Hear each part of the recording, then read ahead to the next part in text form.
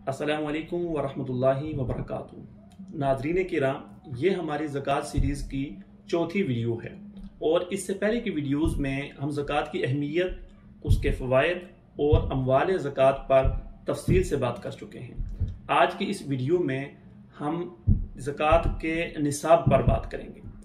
آپ جب بھی زکوٰۃ کے حوالے سے پڑھیں گے یا کوئی لیکچر سنیں گے یا کہیں بات ہو رہی ہوگی تو آپ نصاب کا لفظ ضرور سنیں گے، یہ اصطلاح آپ نے ضرور سن رکھی ہوگی۔ تو اس اصطلاح کو یا اس لفظ کو یا زکوٰۃ کے نصاب کو سمجھنا بہت ضروری ہے، کیونکہ جب تک آپ یہ نہیں سمجھیں گے آپ یہ فیصلہ نہیں کر سکیں گے کہ آپ پر زکوٰۃ فرض ہے یا فرض نہیں ہے۔ ایسے ہی جب آپ کسی کو زکوٰۃ دینا چاہیں گے تو آپ یہ فیصلہ نہیں کر پائیں گے کہ یہ شخص زکوٰۃ کا مستحق ہے یا مستحق نہیں ہے، جب تک کہ آپ نصاب کو نہ سمجھ لیں۔ تو یہ بات یاد رکھیے کہ زکوٰۃ کے نصاب سے مراد اموال زکوٰۃ کی وہ مقدار ہوتی ہے کہ جب وہ کسی شخص کے پاس ہو اور اس کے اوپر ایک قمری سال گزر چکا ہو تو اس پر زکوٰۃ فرض ہو جاتی ہے۔ تو اب یہ جو نصاب زکوٰۃ ہے، اس کو جاننے کے لیے یا اس کو پرکھنے کے لیے ہمارے پاس شریعت کی طرف سے دو سٹینڈرڈ ہیں۔ ایک سٹینڈرڈ یا معیار سونے کا ہے اور ایک چاندی کا ہے۔ سونے کا جو معیار ہے اس کی مقدار ہے 7.5 تولے، لیکن یہ اس صورت میں ہے جب کسی آدمی کے پاس صرف اور صرف سونا ہو، اس کے پاس کوئی چاندی نہ ہو، اس کے پاس کوئی مال تجارت نہ ہو، اس کے پاس کچھ بھی پیسے وغیرہ نہ ہو، صرف اور صرف سونا ہو، تو پھر اس کا جو معیار ہے یا اس کی جو مقدار ہے وہ 3 اونسز ہے، یا اگر تولے میں دیکھیں تو 7.5 تولے، اور اگر گرام میں دیکھیں تو 87.47 تقریباً گرام اس کے پاس اگر سونا ہو تو اس شخص کے بارے میں ہم کہتے ہیں یہ نصاب کا مالک ہے، اور اب اس پر جب 1 سال گزر جائے گا قمری تو اس کے اوپر زکوٰۃ فرض ہوگی۔ لیکن عام طور پر کسی آدمی کے پاس صرف اور صرف سونا نہیں ہوتا، بلکہ سونے کے ساتھ کبھی چاندی ہوتی ہے، کبھی کیش ہوتی ہے، یا کبھی کوئی مال تجارت وغیرہ بھی ہوتا ہے عام طور پر۔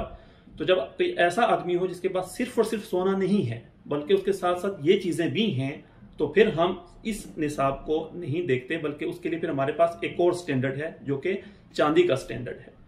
جو چاندی کا سٹینڈرڈ ہے اس کی مقدار جو نصاب کی ہے وہ ہے، اگر آپ اونسز میں دیکھیں تو 21 اونسز، اور اگر آپ تولے میں دیکھیں تو 52 تولے، اور اگر اسے آپ گرام میں دیکھیں گے تو پھر وہ 612.35 گرام بنتا ہے۔ یعنی اگر کسی آدمی کے پاس صرف اور صرف چاندی ہو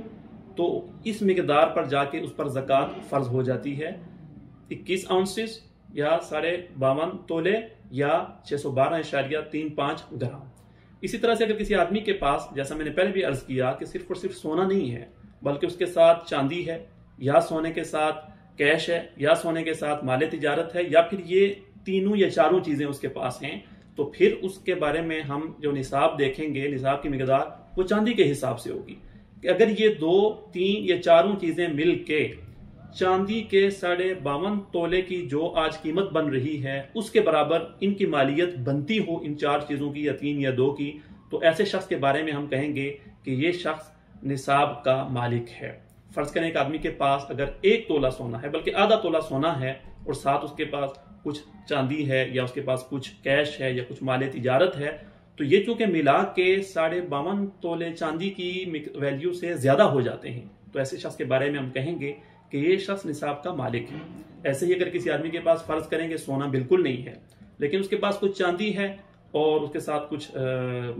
کیش ہے اور مال تجارت ہے، تو پھر ہم ان تینوں چیزوں کی ویلیو کو دیکھیں گے۔ اگر وہ 52.5 تولے چاندی کی قیمت سے بڑھ جائیں تو یہ شخص نصاب کا مالک کہلائے گا۔ ایسے ہی اگر کسی آدمی کے پاس صرف اور صرف کیش ہے تو پھر ہم دیکھیں گے کہ یہ کیش 52.5 تولے چاندی کے برابر ہے، اگر ہے تو وہ شخص نصاب کا مالک ہے۔ اور بالکل اسی طرح سے جب کسی آدمی کے اموال تجارت کو ہم دیکھیں گے، جو تاجر ہو، جس کی کوئی دکان ہو، فیکٹری ہو، گودام میں کوئی چیزیں اس نے بیچنے کے لیے رکھی ہوئی ہوں، یا اس نے کوئی پلاٹ وغیرہ خریدا ہوا ہو اسی نیت سے کہ اس کو آگے بیچے گا، یا کوئی بھی چیز اگر وہ خریدتا بیچتا ہو، تو پھر ہم ان کی قیمت دیکھیں گے کہ کتنی ہے۔ اگر اس کی قیمت 52.5 تولے چاندی کی قیمت کے برابر ہو تو پھر ایسے شخص کے بارے میں کہا جائے گا کہ یہ شخص نصاب کا مالک ہے، اور پھر کہا جائے گا کہ جب اس کے اوپر 1 سال گزر جائے گا، 1 قمری سال، تو ایسے شخص پر زکوٰۃ فرض ہوگی۔ تو یہ ایک چیز سمجھنے کی ہے کہ یہ مقدار جب کسی کے پاس ہوگی تو وہ صاحب نصاب کہلائے گا، اور اس کے بارے میں پھر ہم کہیں گے کہ اس پر زکوٰۃ فرض ہے۔ اللہ تعالیٰ سے دعا ہے اللہ تعالیٰ ان چیزوں کو، زکوٰۃ کے معاملات کو اور اس کے احکام کو اچھی طرح سے ہمیں سمجھنے اور پھر اس کو اپنے احکام کے مطابق اپنی رضا کے لیے ادا کرنے کی توفیق عطا فرمائے۔ وآخر دعوانا الحمدللہ رب العالمین۔ اگر آپ کو ہماری ویڈیو پسند آئی ہے تو ویڈیو کو لائک کریں، چینل کو سبسکرائب کریں اور بیل آئیکن پر ضرور کلک کریں تاکہ ہر آنے والی ویڈیو آپ کو بر وقت ملتی رہے۔